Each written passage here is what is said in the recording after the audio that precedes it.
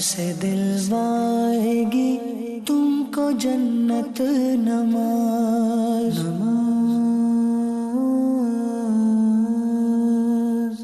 الحمد للہ رب العالمین والصلاة والسلام علی سید الانبیاء والمرسلین اما بعد فاعوذ باللہ من الشیطان الرجیم بسم اللہ الرحمن الرحیم الصلاة والسلام علیک یا رسول اللہ وعلی آلک واصحابک یا حبیب اللہ الصلاة والسلام علیک یا نبی اللہ وعلی آلک واصحابک یا نور اللہ۔ پیارے پیارے بچوں اور مدنی چینل کے ناظرین، الحمدللہ ہم سب موجود ہیں اپنے پروگرام آئے نماز سیکھیں میں۔ اس میں ہم نماز اور اس سے متعلق اہم ترین باتیں سیکھنے کی کوشش کرتے ہیں۔ آج بھی ایک اہم ترین ٹاپک کے ساتھ آپ کے سامنے موجود ہیں، انشاءاللہ اپنے موضوع پر بات کریں گے۔ سب سے پہلے نبی کریم صلی اللہ علیہ وآلہ وسلم پر درود پاک پڑھنے کی فضیلت سنتے ہیں۔ اللہ کے آخری نبی ہاشمی صلی اللہ تعالی علیہ وآلہ وسلم نے ارشاد فرمایا، جس شخص نے میری محبت اور میرے شوق میں مجھ پر 3 بار صبح اور 3 بار رات درود پاک پڑھا، اللہ پاک پر حق ہے کہ اس کے اس دن اور اس رات کے گناہ معاف فرما دے۔ صلو علی الحبیب صلی اللہ تعالی علی محمد صلی اللہ علیہ وسلم۔ ایک بار نبی کریم صلی اللہ تعالی علیہ وآلہ وسلم کی خدمت میں ایک شخص موجود تھا۔ نبی کریم صلی اللہ علیہ وآلہ وسلم کے پاس ملک الموت حاضر ہوتے ہیں۔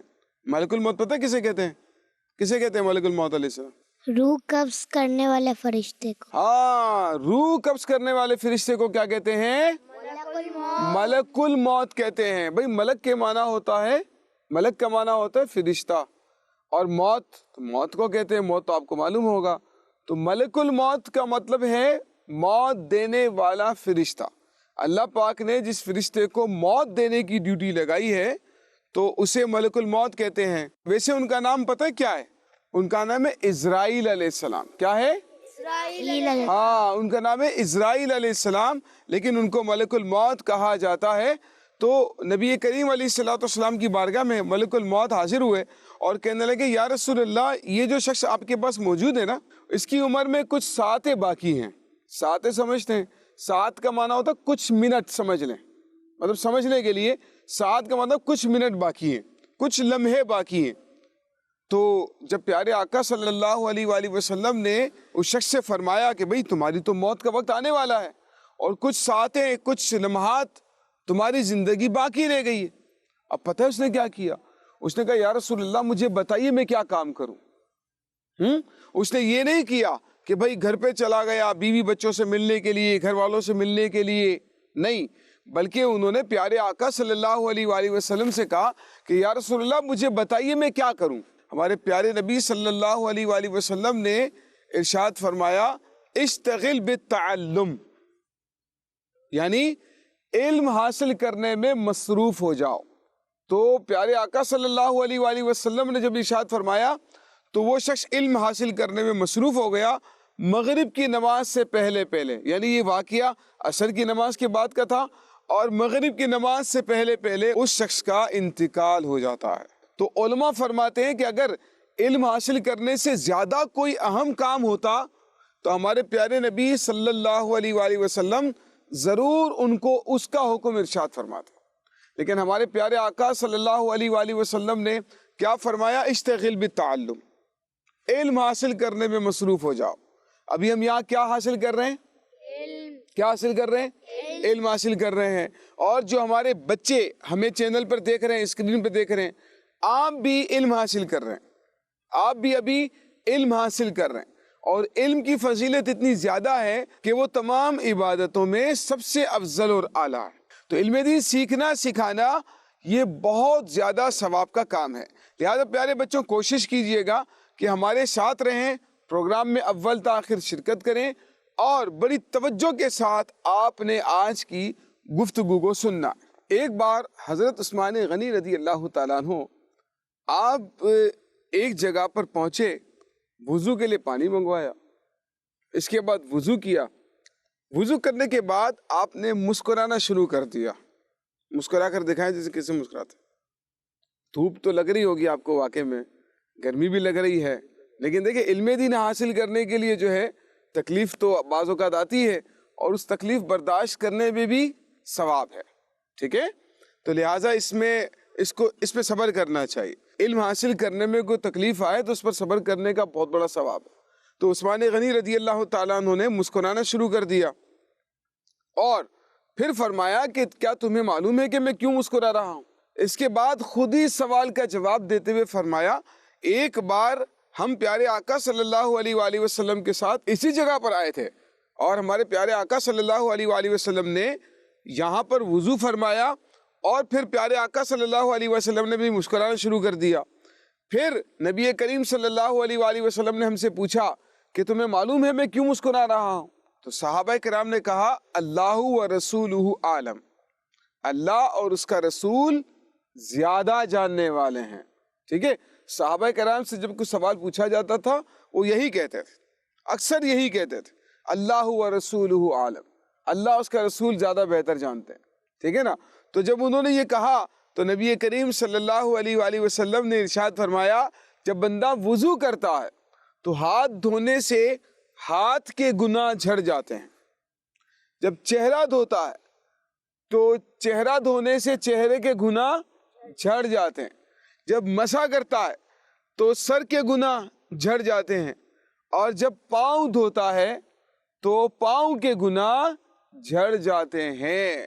تو پتہ یہ چلا تو پیارے آقا صلی اللہ علیہ وآلہ وسلم مسکرا رہے ہیں. اس لیے دیکھیں گناہ معاف کروانے کا کتنا آسان سا ذریعہ ہے نا.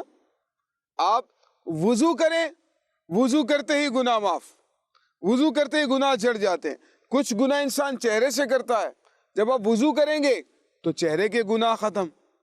جب آپ ہاتھوں کو دھوئیں گے تو ہاتھوں کے گناہ ختم. جب پاؤں دھوئیں گے تو پاؤں کے گناہ ختم ہو جائیں گے. سر کا مسح کریں گے تو سر کے گناہ ختم ہو جائیں گے. ہے نا، کتنا بڑا ثواب ہے. ہمارے پیارے آقا صلی اللہ علیہ وآلہ وسلم نے ہمیں جو تعلیمات ارشاد فرمائی ہے اس پر عمل کرنے میں انسان کا کتنا فائدہ ہوتا ہے نا. تو اسی لیے ہمیں بھی چاہیے کہ کثرت کے ساتھ وضو کریں.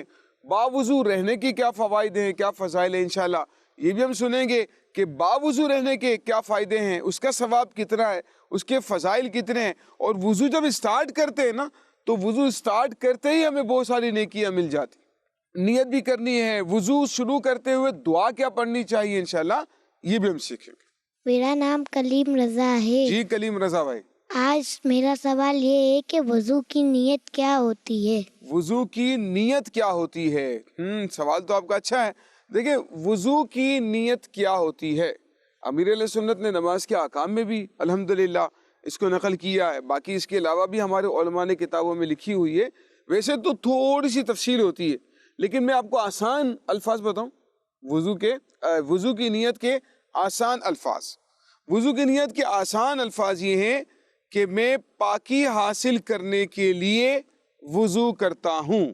ذرا دہرائیں گے، کیا کہیں گے؟ میں پاکی حاصل کرنے کے لیے وضو کرتا پیارے ہوں. بچے جو ہمیں اسکرین پر دیکھ رہے ہیں تو آپ بھی دہرائیں، ہمارے بچوں کے ساتھ دہرائیں، تاکہ آپ دہرائیں گے نا تو یہ آپ کو میمورائز ہو جائے گا، یاد ہو جائے گا. ٹھیک ہے، تو کیا نیت کریں گے وضو کی؟ میں پاکی حاصل کرنے کے لیے وضو کرتا ہوں. جی ہاں، میں پاکی حاصل کرنے کے لیے وضو کرتا ہوں. اس طرح سے نیت کر لیں گے تو انشاءاللہ آپ کو سنت کا ثواب ملے گا، کیونکہ نیت کرنا کیا ہے؟ سنت ہے. تو کیا نیت نہیں کریں گے تو وضو نہیں ہوگا؟ نیت دیکھیں سنت ہے، اور اگر نیت نہیں بھی کریں گے نا تو وضو تو ہو جائے گا. وضو میں فرض نہیں ہے نیت، ٹھیک ہے، لیکن ظاہر ہے کہ سنتوں پر عمل کرنے میں زیادہ ثواب ہوتا ہے، زیادہ فائدہ ہوتا ہے. ہمیں ہر کام سنت کے مطابق کرنا چاہیے. ہر کام کیسے کرنا ہے؟ سنت کے مطابق کرنا چاہیے. سنت پر عمل کرنے میں ہی انسان کا فائدہ ہوتا ہے. ٹھیک ہے، تو اگر نیت نہیں بھی کی تب بھی وضو ہو جائے گا. اچھا، جب آپ وضو کرنے کے لیے جا رہے ہیں نا تو وضو کرتے ہوئے آپ بسم اللہ الرحمن الرحیم پڑھ لیں. بسم اللہ پڑھنا سنت ہے. وضو سے پہلے بسم اللہ پڑھنا کیا ہے؟ سنت ہے. ٹھیک ہے، اگر ہو سکے نا ایک اور میں آپ کو فائدے کی چیز بتاتا ہوں. آپ یہ کہہ لیں بسم اللہ الرحمن الرحیم، بسم اللہ والحمدللہ، وضو شروع کرتے ہوئے آپ یہ پڑھ لیا کریں۔ یوسف بھائی، یہ پڑھنے کا فائدہ کیا ہوگا؟ کیا پڑھنے کا؟ بسم اللہ والحمدللہ۔ ہاں، بسم اللہ والحمدللہ پڑھنے کا فائدہ تو اتنا زیادہ ہے نا پیارے بچوں، اگر آپ سن لیں گے نا تو آپ وضو کرنے سے پہلے انشاءاللہ کبھی بھولیں گے ہی نہیں۔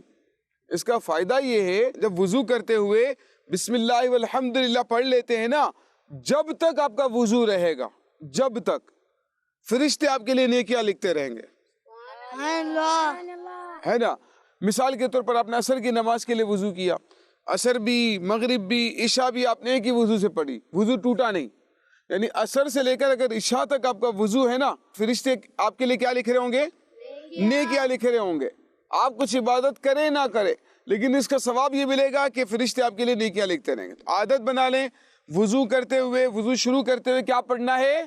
بسم اللہ والحمدللہ۔ کیا پڑھنا ہے؟ بسم اللہ والحمدللہ۔ جی ہاں پیارے بچوں، اسکرین پر بھی آپ دیکھ رہے ہیں، آپ کے سامنے لکھا ہوا ہے بسم اللہ والحمدللہ۔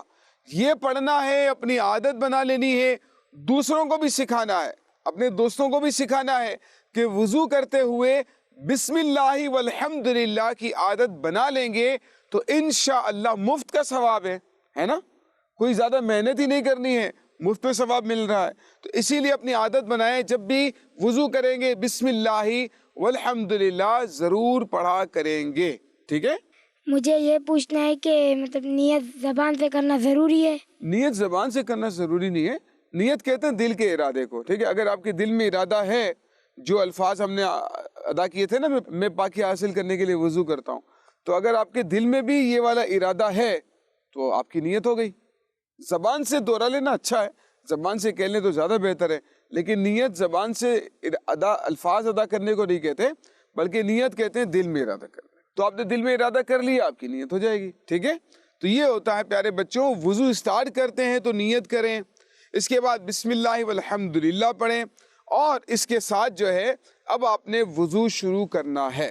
تو جب آپ وضو شروع کرنے کے لیے جائیں نا، تو وضو اسٹارٹ کرنے کے لیے جائیں، کوشش کریں کسی اونچی جگہ پر بیٹھ جائیں، ٹھیک ہے؟ جیسے وضو خانے تھوڑے اونچے بنے ہوتے ہیں نا، تو اس میں آپ وضو کریں، کوشش کریں کہ قبلے کی طرف اپنا منہ کر لیں تو اور زیادہ اچھا ہے، ٹھیک ہے؟ اور جہاں ریلیکس ہو کر آرام سے وضو کر سکتے ہوں، پانی آپ کے اوپر نہ اڑ رہا ہو، تو اس کا بھی دھیان رکھیں کہ پانی آپ کے اوپر نہ اڑے تاکہ آپ کے کپڑے خراب نہ ہوں، ٹھیک ہے؟ یوسف بھیا، کچھ بچے بیسن میں کھڑے ہو کے وضو کرتے ہیں، کیا یہ صحیح ہے؟ دیکھیں، کھڑے ہو کر وضو تو نہیں کرنا چاہیے، ویسے کوشش کریں کہ بیٹھ کر وضو کریں، ٹھیک ہے نا؟ ہاں، اگر کسی کو کوئی تکلیف ہے، کوئی پریشانی ہے، یعنی اسے بیٹھنے میں پرابلم ہے کچھ، تو پھر تو مسئلہ نہیں ہے، پھر تو چلیں کھڑے کھڑے وضو کر لیں۔ لیکن اگر کوئی پرابلم نہیں ہے نا، تو پھر جو ہے بیٹھ کر ہی وضو کر لیں، زیادہ بہتر ہی ہے۔ کھڑے ہو کر وضو بہتر نہیں ہے، مناسب نہیں۔ تو پیارے بچوں، آپ نے وضو کرنا ہے، بیٹھ کر وضو کرنا ہے، اونچی جگہ بیٹھ کر وضو کرنا ہے، ہو سکے تو قبلے کی طرف آپ کا رخ ہونا چاہیے، اور پھر جو ہے وضو کریں۔ یوسف بھائی، کیا قبلے کی طرف رک کر کے وضو کرتے ہیں تو قبلے کی طرف تھوک سکتے ہیں؟ دیکھیں، ایسا ہوگا، یہ پرابلم ہو سکتی ہے نا کہ اگر آپ قبلے کی طرف منہ کر کے وضو کر رہے ہوں گے تو آپ نے اس بات کا بہت دھیان رکھنا ہے کہ قبلے کی طرف منہ کر کے تھوکنا نہیں ہے، رخ نیچے کی طرف کر کے تھوکیں۔ اگر کلی کر رہے ہیں یا تھوک رہے ہیں تو نیچے کی طرف منہ کر کے کرنا ہے، قبلے کی طرف منہ کر کے نہیں تھوکیں گے، ٹھیک ہے؟ کلی میں بھی اور تھوکنے میں بھی احتیاط۔ ویسے بھی اگر آپ وضو نہ بھی کر رہے ہو تو ویسے بھی یہی ہونا چاہیے پیارے بچوں، کہ کچھ بچوں کی عادت ہوتی ہے، آپ نے دیکھا ہوگا کہ وہ قبلے کی طرف رک کر کے تھوک رہے ہوتے ہیں، ٹھیک ہے؟ ایسا کرنا درست نہیں ہے، قبلے کی طرف منہ کر کے تھوکنا منع ہے، ٹھیک ہے؟ کوشش کریں جب آپ واش روم میں ہیں تب بھی آپ کا رخ قبلے کی طرف نہیں ہونا چاہیے۔ اب کیا ہوتا ہے، کچھ بچے ابو کے ساتھ بائک پر جا رہے ہیں تو تھوک دیتے ہیں، کیا ہوتا ہے نتیجہ اس کا؟ بھائی پیچھے کوئی آ رہا ہے تو اس کے کپڑوں پر، اس کے اوپر تھوک اڑ جاتا ہے، یہ تو صحیح نہیں ہے۔ یا زور سے ہوا آ رہی ہو نا تو تھوک پھینکنے سے اپنے منہ پر بھی آ جاتا ہے، تو یہ بھی طریقہ غلط ہے۔ تو پیارے بچوں، یہ آپ کی زندگی کے مینرز میں سے بھی ہے کہ اگر آپ کسی جگہ پر موجود ہیں، اگر آپ کو تھوکنا ہے نا، یہ تو بہت احتیاط ضروری ہے کہ آپ نے، اگر آپ سواری پر ہیں، اگر آپ سفر میں ہیں، ٹریول میں ہیں، تو بہت احتیاط کریں۔ گاڑی میں سے تھوک دیتے ہیں، بائک میں سے تھوک دیتے ہیں.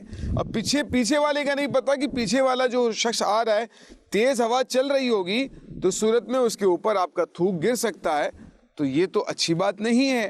ٹھیک ہے. اسی طرح سے کچھ بچے اپنے گھروں میں سے تھوکتے ہیں نیچے, یہ بھی اچھی بات نہیں ہے.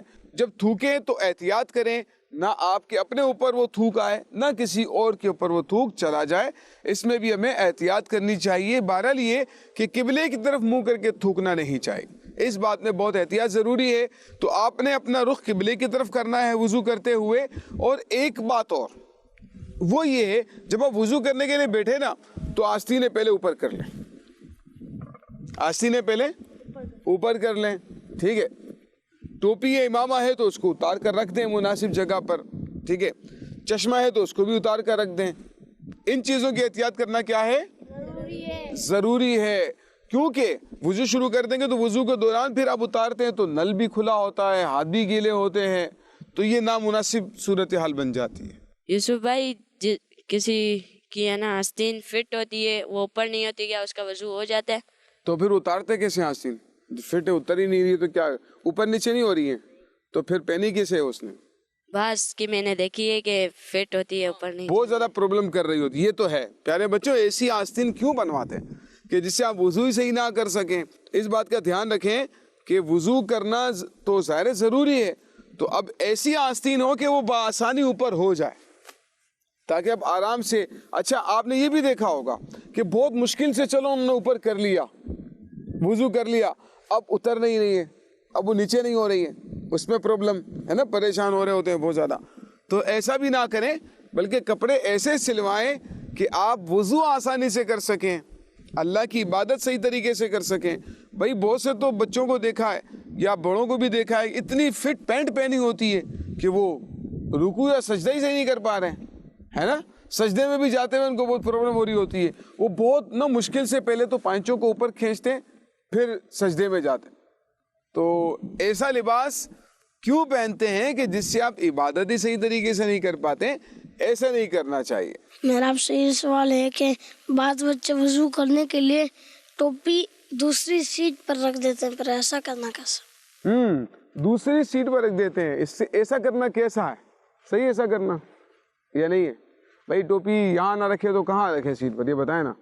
مطلب یہ جو ٹوپی برابر میں رکھتے ہیں اس سے دوسروں کو بیچنے میں تکلیف ہوتی ہے. نماز ہو رہی ہو, جماعت نکل لی اور جیسے ٹوپی اب ہم لوگ نے رکھ دی ہے تو بندہ کیسے وضو کر سکتا؟ دیکھیں فیضان بھائی, آپ کو جواب مل گیا نا اس کا, کہ اگر آپ ٹوپی اتار کر برابر والی سیٹ پر رکھ دیں گے, چشمہ اتار کر برابر والی سیٹ پر رکھ دیں گے, وہ سیٹ سامان رکھنے کے لیے تھوڑی ہے.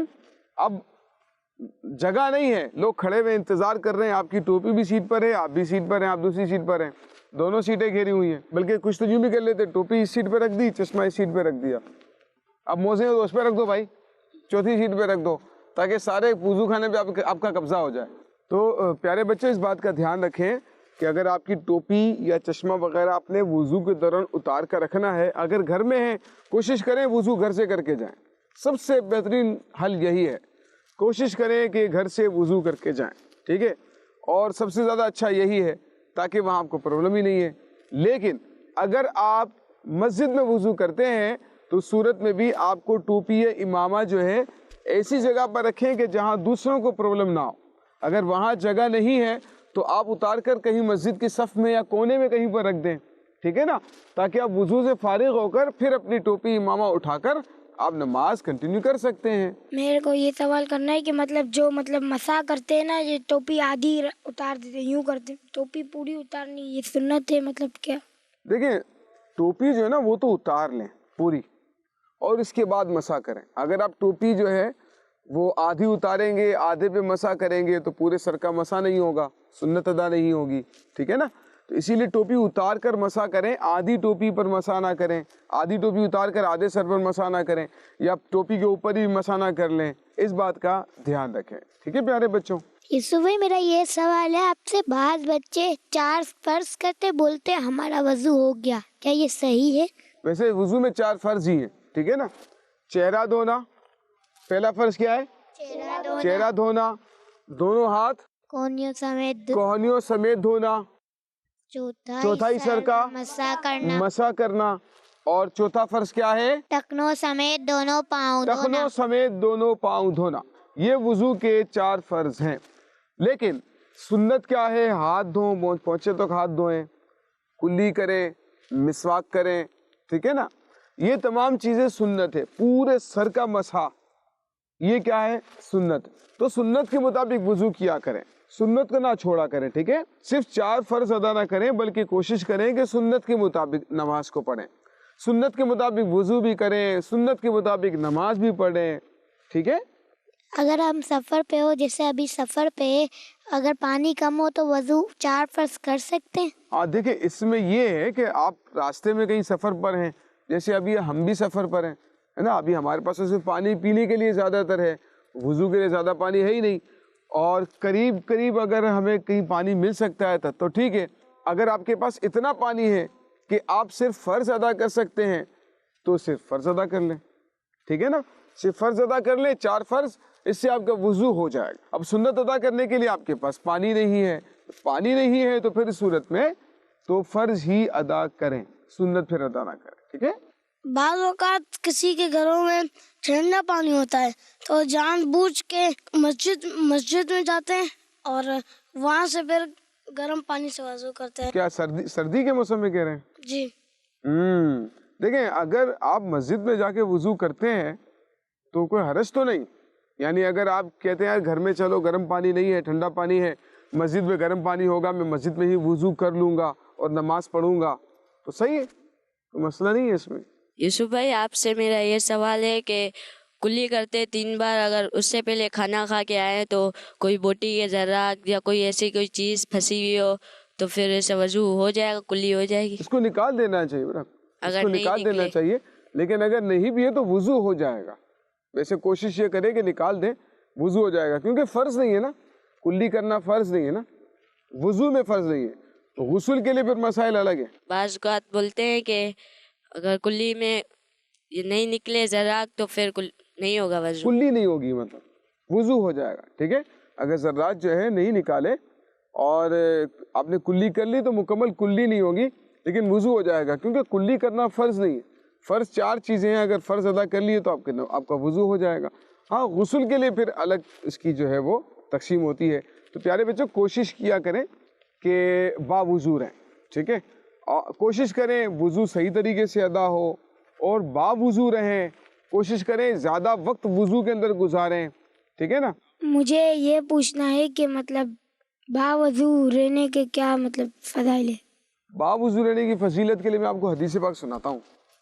پیارے آقا صلی اللہ علیہ وآلہ وسلم نے حضرت انس رضی اللہ تعالیٰ عنہ سے فرمایا، تم سے ہو سکے تو باوضو رہا کرو، کیونکہ ملک الموت علیہ السلام جس آدمی کی روح حالت وضو میں قبض کرتے ہیں، اللہ تعالیٰ اسے شہید کا ثواب عطا فرماتا ہے.